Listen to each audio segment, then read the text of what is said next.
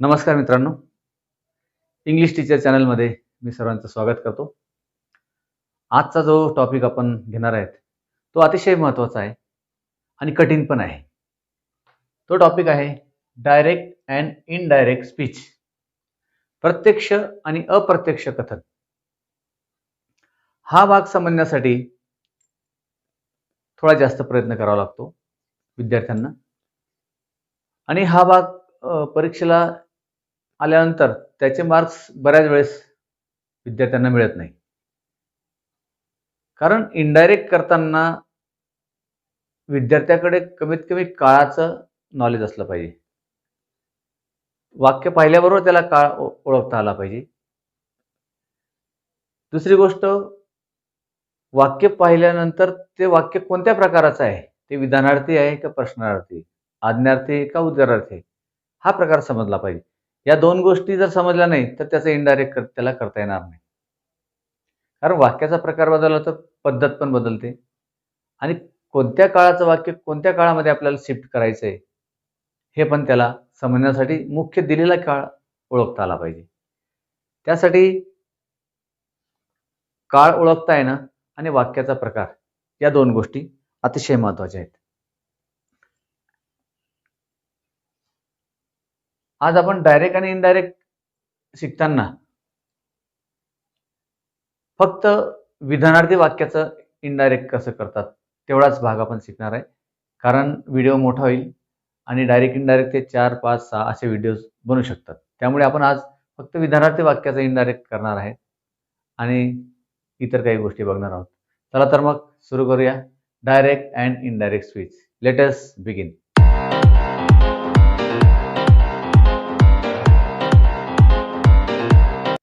Direct speech म्हणजे वक्ता बोलतो आणि श्रोता ऐकतो.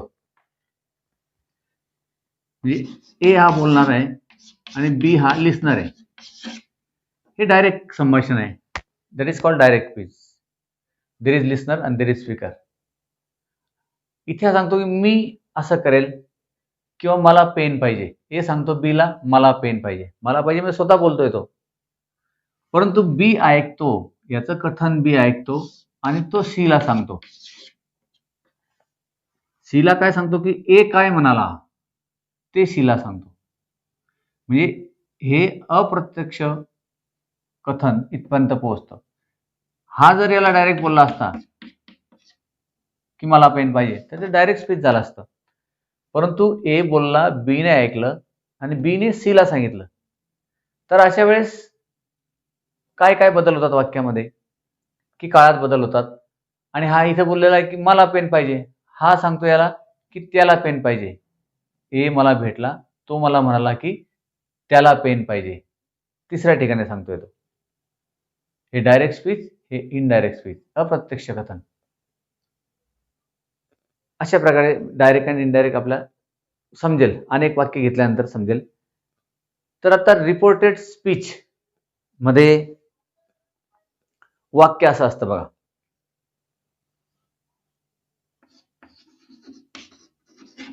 राहुल सेड, इथे कॉमा असतो, नंतर इन्व्हर्टेड कॉमा असतो. आय वॉन्ट अ पेन, असं वाक्य. म्हणजे राहुल म्हणाला, याला म्हणतात रिपोर्टिंग वर्ब. याला म्हणतात रिपोर्टिंग वर्ब.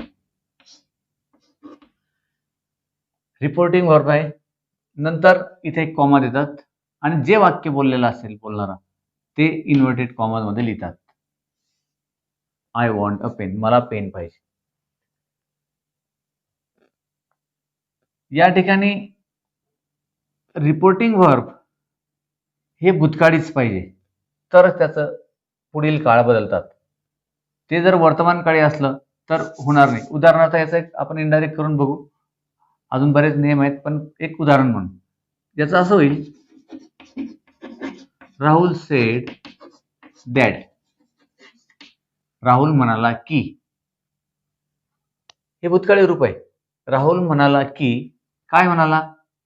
आता समजा हा राहुल आहे आणि याने ऐकलं. हा सांगतो याला की राहुल मला भेटला होता आणि राहुल म्हणाला की, इथे तो सांगतो मला पेन पाहिजे. प्रत्यक्ष राहुल बोलतोय तेव्हा तो काय सांगतो की आय वॉन्ट पेन, मला पेन पाहिजे. परंतु हे वाक्य बी ने ऐकलं आणि तो सी ला सांगतोय, तर तो काय सांगेल, मला पेन पाहिजे नाही सांगणार तो, कारण पेन याला पाहिजे. म्हणून तो काय सांगतो की मला राहुल भेटला, तो म्हणाला की त्याला पेन पाहिजे. मलाचं काय होईल, त्याला होईल इनडायरेक्ट स्पीचमध्ये. बऱ्याच वेळेस स्पीकिंगमध्ये असा प्रकार होतो. इनडायरेक्ट स्पीच न बोलता Rahul said that I am happy. आता बोलणारा थोडा हॅपी येते, राहुल हॅपी आहे ना, त्यामुळे अप्रत्यक्ष कथन करताना पुरुषवाचक सर्वनाम बदललं गेलं पाहिजे. Rahul said that he was happy. नाही तर आपण बऱ्याच वेळेस असं ऐकतो की yesterday I met my friend and he said that I am happy. की तो म्हणाला की मी आनंदी आहे. आता मी आनंदी म्हणजे बोलणारा कसं काय आनंदी आहे? He said that he was happy. अप्रत्यक्ष करताना अप्रत्यक्ष कथन करताना सर्वनाम बदललं गेलं पाहिजे. मग आता राहुल सेड दॅट, आता आयचा काय होईल, ही, त्याला पेन पाहिजे, आणि वॉन्टचा वॉन्टेड अ पेन. आता काळात बदल कसा होतो त्याचा पण एक चार्ट आपल्याकडे आहे. तो चार्ट पाहिल्यानंतर फक्त एकच मिनिटात कुठल्या काळाचा कुठला काळ होतो हे एकाच सेकंदात आपल्याला समजेल. तो चार्ट मी स्वतः बनवलेला आहे. म्हणजे असे जर नावं सांगितले आणि खूप नियम लिहून दिले तर विद्यार्थी इनडायरेक्ट स्पीच शिकत नाही. कारण काळांचं इतकं वजन त्यांच्यावर होतं आणि इतके नियम डायरेक्ट इनडायरेक्टचे, तर ते नियम शिकेल तो का भाषा शिकेल का काळ शिकेल आणि कुठून कुठे बदलायचा हे शिकेल. त्यामुळे एक लहानशी डायग्राम आहे, त्याच्यावरून फिक्स होतं की कुठला काळ होईल असं. आता इथे हे का झालं, हा काळ बदलला की हे रिपोर्टिंग वर्ब जे हे पास्ट टेन्स मध्ये पाहिजे. हे जर पास्ट टेन्स मध्ये नसेल तर पुढील क्रियापदे पुढील भूतकाळ होणार नाही. उदाहरणार्थ बघू बरं आपण. आता राहुल सेज वर्तमान काळ आहे.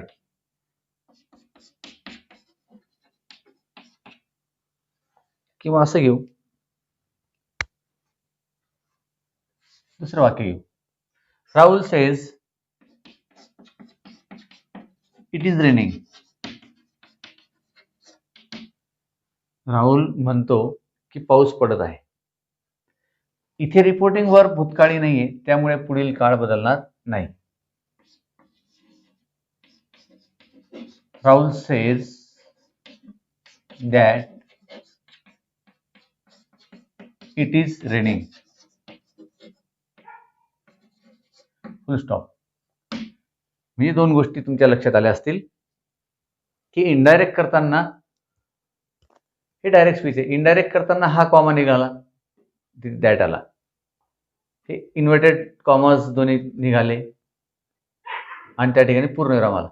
म्हणजे इनडायरेक्ट करताना ते वाक्य विधानार्थीच करावं लागतं आपल्याला. कुठल्याही प्रकारचं वाक्य असो, ते एक ॲसेटिव्ह असो, इंट्रोगेटिव्ह असो, एक्सक्लेमेटरी असो किंवा इम्परेटिव्ह असो, इनडायरेक्ट करताना ते वाक्य विधानार्थीच करावं लागतं आपल्याला. म्हणून ही गोष्ट फिक्स लक्षात ठेवा की इनडायरेक्ट करताना विधानार्थी होईल, शेवटी पूर्णविराम होईल. इन्व्हर्टेड कॉमर्स काढून टाकले आपण, हा कॉमा काढून टाकला, दॅट टाकला आणि हा काळ बदलला. परंतु इथे जर रिपोर्टिंग वर्ब जर तुमचं भूतकाळी नाहीये, ते वर्तमान काळी आहे, तर Rahul said that it is running, काळ बदलणार नाही, तसे तसं राहील. आणि भविष्यकाळ जर असला, समजा असं जर वाक्य असेल, Rahul will say, Rahul will say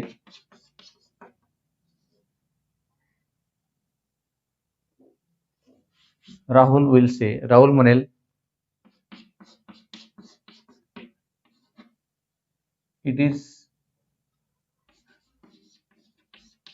best time.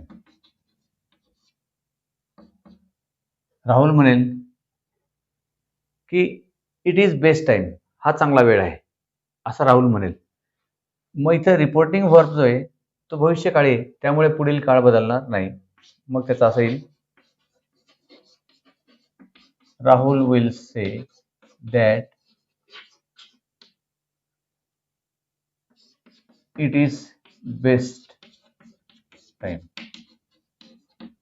पूर्णविराम. म्हणजे reporting verb must be in past tense. Reporting verb past tense मध्येच पाहिजे, तरच पुढील काळ आपण बदलतो. डायरेक्ट स्पीच मध्ये कॉमा असतो, इन्व्हर्टेड कॉमाज असतात, ते आपण इनडायरेक्ट करताना काढून टाकतो. इथे डायरेक्ट स्पीच मध्ये इन्व्हर्टेड कॉमाज मध्ये पहिलं अक्षर कॅपिटल असतं, परंतु इनडायरेक्ट करताना ते अक्षर कॅपिटल राहीलच असं नाही. नंतर आपण सर्वनाम बदलतो. ज्या प्रकारचा बोलणार असेल त्या प्रकारचा आपण सर्वनाम घेतो. नंतर काळामध्ये बदल करतो. काळ बदलतो. श्रोता जे बोललेला असतो त्याच्याप्रमाणे आपण सर्वनाम घेतो. चिन्हांचा लोप होतो. कॅपिटल ऐवजी स्मॉल लेटर काढतो. आणि काळ बदलताना ते कसे बदलतात ते एका सेकंदात किंवा एका मिनिटात आपल्याला समजेल की इनडायरेक्ट स्पीच करताना आपण काळामध्ये कसे बदल करतो.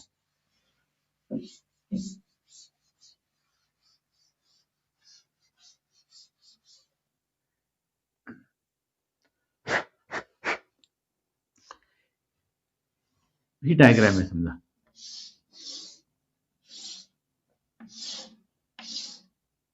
आपण 9 काळ शिकतो, पण आज आपल्याला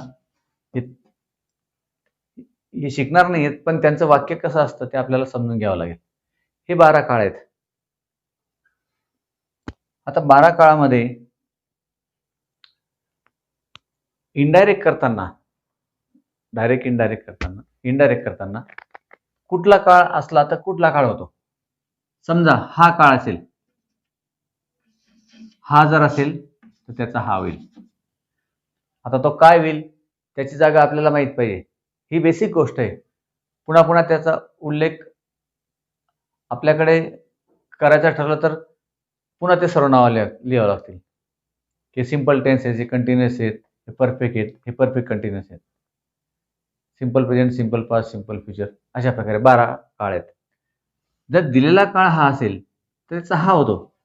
उदाहरणार्थ आताच घेतला, Rahul said I want pen.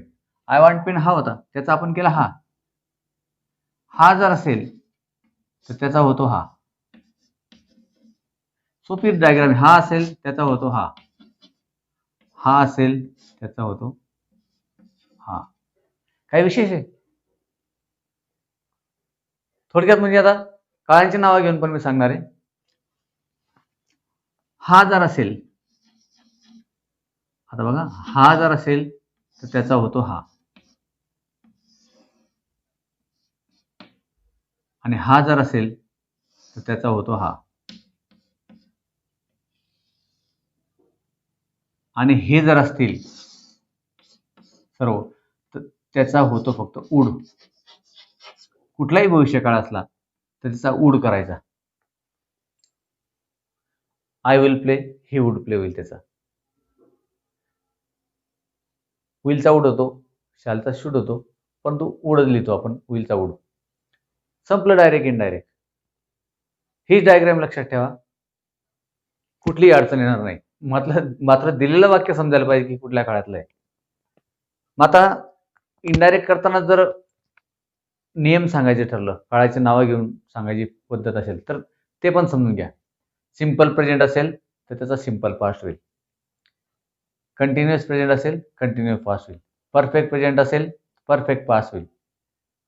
आणि परफेक्ट कंटिन्युअस असेल, परफेक्ट प्रेझेंट कंटिन्युअस असेल तर परफेक्ट पास्ट कंटिन्युअस होईल त्याचा. इथपर्यंत काय अडचण नाही. सिंपल पास्ट असेल दिलेला तर त्याचा परफेक्ट पास्ट होईल, आणि पास्ट कंटिन्युअस असेल त्याचा पास्ट परफेक्ट कंटिन्युअस होईल. अशा प्रकारे इनडायरेक्ट मध्ये आपण काळ बदलतो. आणि भविष्यकाळातील शाल होईल असेल तर त्याचा उड होतो. ही डायग्राम लक्षात ठेवायची. ही डायग्राम अतिशय महत्वाची. नाही तर काळाचा जर हिशोब करायला ठरवलं, नियम जर लिहून द्यायचे ठरवले तर अनेक नियम होतील. मग नियम शिकेल विद्यार्थी का ते डायरेक्ट इनडायरेक्ट शिकेल?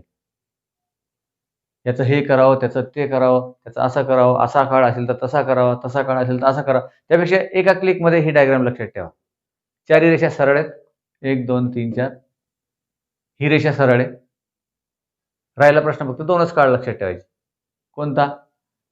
हा असेल तर हा होतो, हा असेल तर हा होतो. मग काहींना आता प्रश्न पडला, याचं काय करायचं? परफेक्ट पास्ट असेल तर काय करायचं? काहीच करायचं नाही. परफेक्ट पास्ट असेल तर परफेक्ट पास्टच राहील. त्याच्यात कुठला बदल होणार नाही. आणि हा असेल तर याचा हाच राहील. एवढी डायग्राम आता लक्षात ठेवा. तर आता आपण काही उदाहरणं घेऊ आता. इनडायरेक्ट स्पीचची काही उदाहरणं घेऊ. आपण बोलतोय फक्त विधानार्थी वाक्याचे. असर्टिव्ह सेंटेन्सेस आपण घेणार आहेत. 1.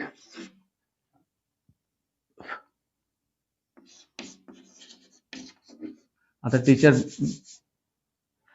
एक तर मेल असेल, फिमेल असेल. त्यापेक्षा अ मॅन सेड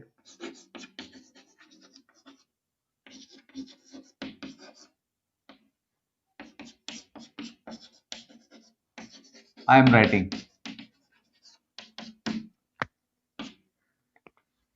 एक मनुष्य म्हणाला की मी लिहित आहे. आता इनडायरेक्ट कोणाचं करायचं असतं? बोललेलं तो माणूस म्हणाला. काय म्हणाला? हे वाक्य म्हणाला तो. मग याचा आपल्याला इनडायरेक्ट करायचा असतो आणि त्याचा काळ ओळखायचा असतो. तो माणूस म्हणाला, त्याच्या तोंडातलं वाक्य आहे. हा इकडचा ओठ आणि हा इकडचा ओठ. या 2 ओठामधून हे वाक्य पडलेलं आहे आणि याच्याबद्दल आपल्याला विचार करायचा असतो इनडायरेक्ट करताना. पहिला विचार आपण केला की रिपोर्टिंग वर्ब भूतकाळी आहे. चला ठीक आहे, डन, नो प्रॉब्लेम. आता बोललेलं वाक्य कुठल्या काळातलं आहे? काळ आपल्याला सांगायचा असला तर ते कंटिन्यू प्रेझेंट कंटिन्यूस मधलं आहे ते. इथलं वाक्य. इथलं काय होईल मग? हे होईल. करा मग. आणि सर्वनाम बोलणारा कोण आहे? मनुष्य आहे. तो स्वतः बोलला तेव्हा मी. आता तो दुसऱ्याला बोललेला आहे आणि दुसरा तिसऱ्याला सांगतोय. म्हणजे ए सांगतोय मी लिहित आहे, बी ला सांगतोय समोरासमोर, काही अडचण नाही. पण तो बी ने ऐकलं आणि ते सी ला सांगतोय की ए असं सांगतोय की तो लिहित होता. मीचा काय होईल? तो लिहित होता. बी सी ला सांगतोय की ए मला भेटला, तो म्हणाला की तो लिहित आहे, तो लिहित होता असं होईल. मग याचं इनडायरेक्ट असं होईल, अ मॅन सेड. आता दॅट कॉमा निघून जाईल, इन्व्हर्टेड कॉमा निघून जाते. अ मॅन सेड दॅट, बोलणारा ही आहे, ही वॉज रायटिंग. कारण हा होता, त्याचा हा झाला. तो काय आहे ते आता आपल्याला लक्षात येऊन जाईल. 9 प्लॉटचा आपण अभ्यास करतो, पण आज आपण हे 12 फक्त थोड्या वेळासाठी घेतलेले आहेत. ते वाक्य आपण शिकणार नाही, फक्त पण तसे वाक्य लिहून घेऊ. ही वॉज रायटिंग झालं इनडायरेक्ट. दुसरं, इथे जर मीना असेल, मीना सेड आपण इथलं वाक्य घेऊ, I saw a tiger. Meena म्हणाली की मी वाघ पाहिला. प्रत्यक्ष बोलते ती, त्यामुळे डायरेक्ट स्पीच आहे. तिने सर्वनाम वापरलं आय, प्रथम पुरुषी एकवचनी. मग आता आपल्याला रिपोर्टिंग वर्ब आहे भूतकाळी, ठीक आहे. नंतर मग हा दिलेलं वाक्य, याचं आपल्याला इनडायरेक्ट करायचं. हे कुठल्या प्लॉट मधलं वाक्य आहे? I saw a tiger, subject plus V2 कुठे असतो? इथे असतो. इथे त्याचा काय होईल? हा होईल. इथे काय असतो? परफेक्ट पास्ट असतो. स्ट्रक्चर माहिती आहे? Subject plus had plus V3. चला मग याचा करा. मीना सेड दॅट, बोलणारी कोण आहे? मीना. मग शी होईल. सी आता हॅड आणि सीन, याचा आपण हा केला, परफेक्ट पास्ट केला, म्हणून काय? She had seen a tiger. She had seen a tiger. तिसरं वाक्य,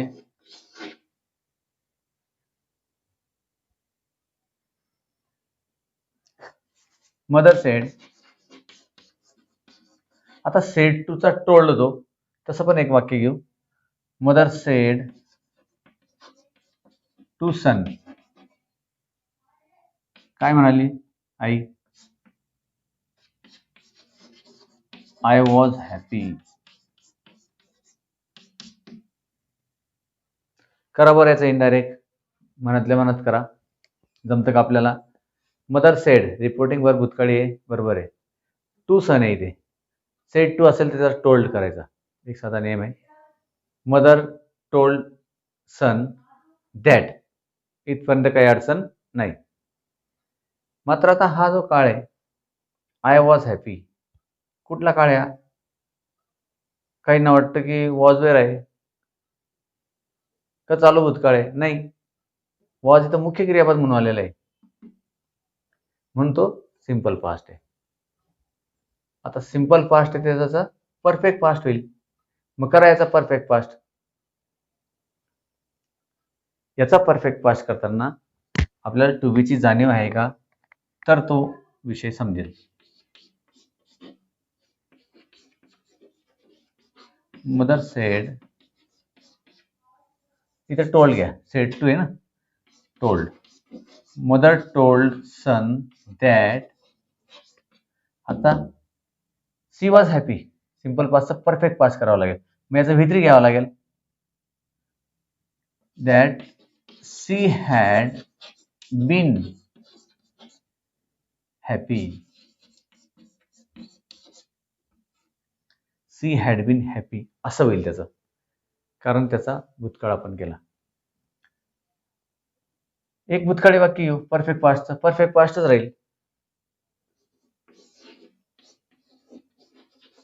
बॉय सेड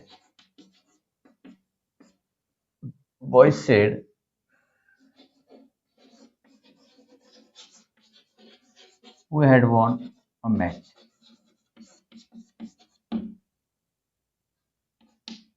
Inverted comma. मुलं म्हणाली, काय म्हणाली? We had won a match, आम्ही मॅच जिंकलो होतो. आता बॉईज सेड दॅट, इथपर्यंत आपल्याला काही अडचण यायला नको. Boys sed that, boys sed that. आता हा कुठला आहे प्रकार? वी हॅड वॉन, इथलंही वाक्य ते, तिथले तर मग तिथे जाईल, काही फरक पडणार नाही. दॅट, आता वीचा काय होईल? फक्त सर्वनाम बदलेल. बोलणारे कोण आहेत? बोलणारे मुलं आहेत, त्यामुळे वीलचा काय होईल? दे, कारण ते अनेक मुलं आहेत ना. That they had won a match, full stop द्यायचा. कॉमा काढून टाकला, इन्व्हर्टेड कॉमास काढून टाकले आणि फुल स्टॉप दिले. तर विधानार्थी वाक्याचं इनडायरेक्ट करताना काय काय बदल होतात? अजून काही वाक्य आपण घेऊ, म्हणजे आपल्याला आधी चित्र स्पष्ट होईल. Hari said I eat banana. आता हरी स्वतः म्हणतोय की मी केळी खातो, तर मग हरी सेड, इन्व्हर्टेड निघून जाईल. दॅट, बोलणारा हरी आहे म्हणून ही सिंपल प्रेझेंट आहे, सिंपल पास्ट होईल. आय ईटचा काय होईल? I ate, he ate a banana, full stop. Meena said I like cricket. Meena said that,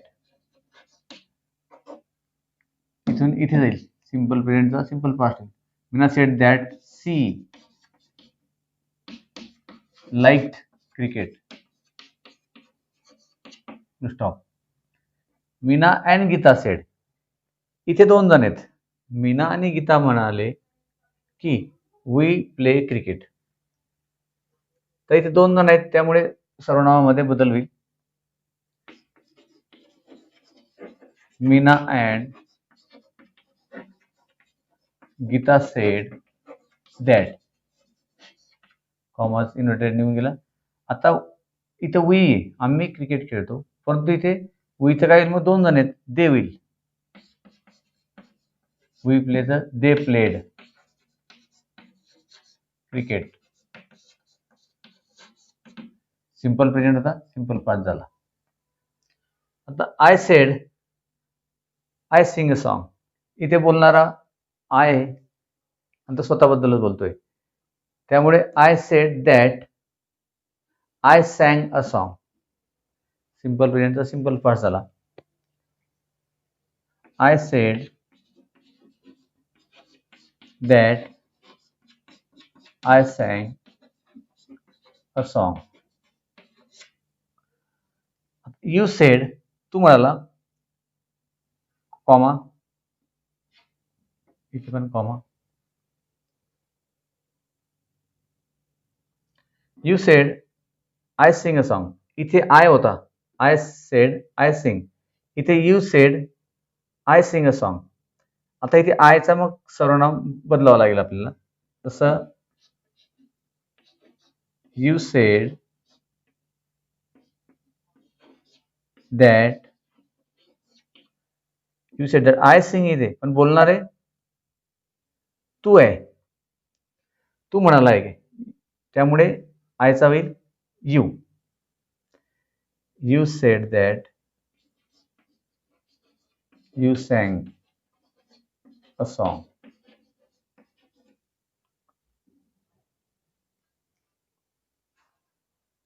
इथे आपण आयचा यू केला.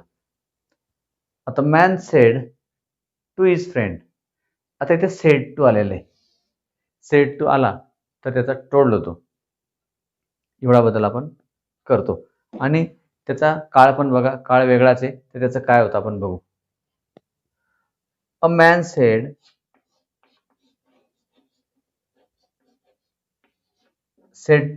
टूचा टोल्ड होईल.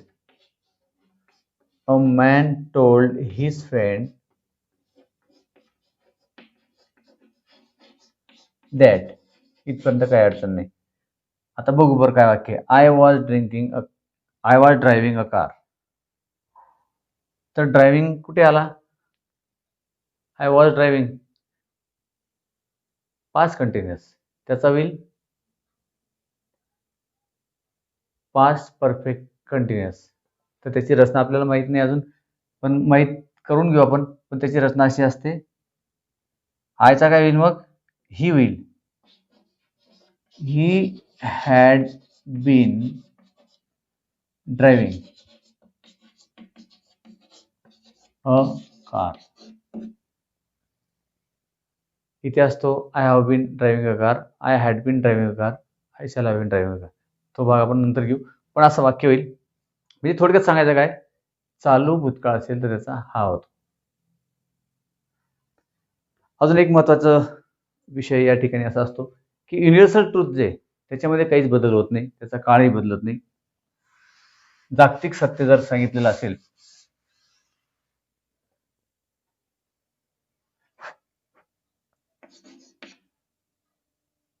सेंट किंवा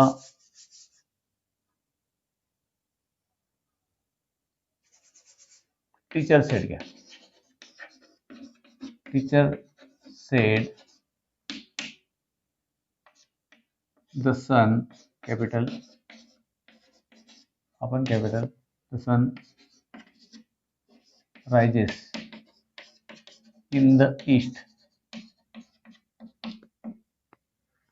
teacher said the sun rises in the east, म्हणजे सूर्य पूर्वेला उगवतो असं शिक्षक म्हणाले.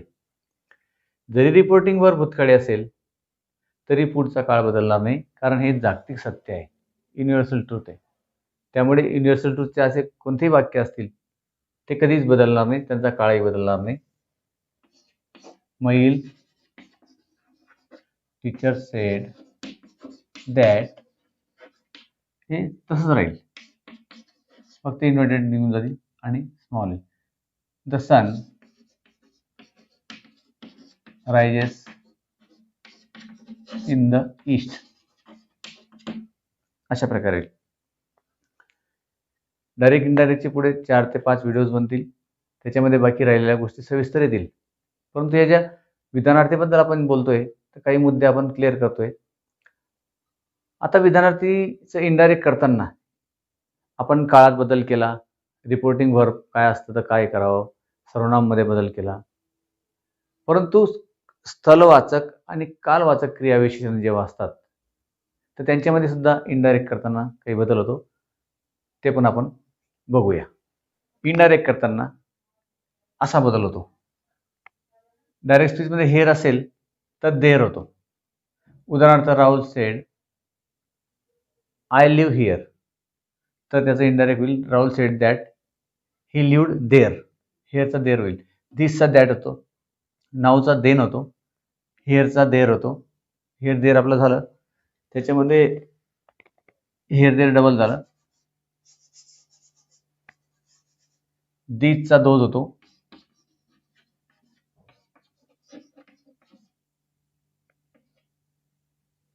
नंतर ॲगोचा बिफोर होतो. टुडेचा दॅट डे होतो. टू नाईटचा दॅट नाईट होतो. नेक्स्ट वीकचा द फॉलोइंग वीक होतो. टुमॉरोचा द नेक्स्ट डे होतो. आणि येस्टरडेचा द प्रिव्हियस डे. येस्टरडेचा द प्रिव्हियस डे.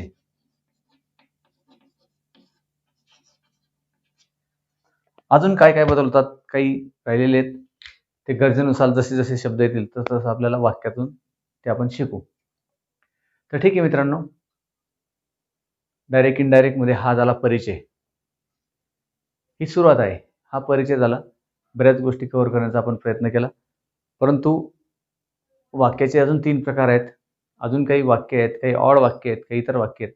त्या सर्वांचा आपल्याला पुढे परिचय होईलच. झालेला भाग तुम्ही बघा. पुन्हा पुन्हा व्हिडिओ बघा. व्हिडिओ स्किप करू नका. व्हिडिओ लाईक करा, सबस्क्राईब करा, शेअर करा आणि कॉमेंट करा. बाकीचे भाग आपण पुढच्या व्हिडिओमध्ये बघू. Till then, good bye.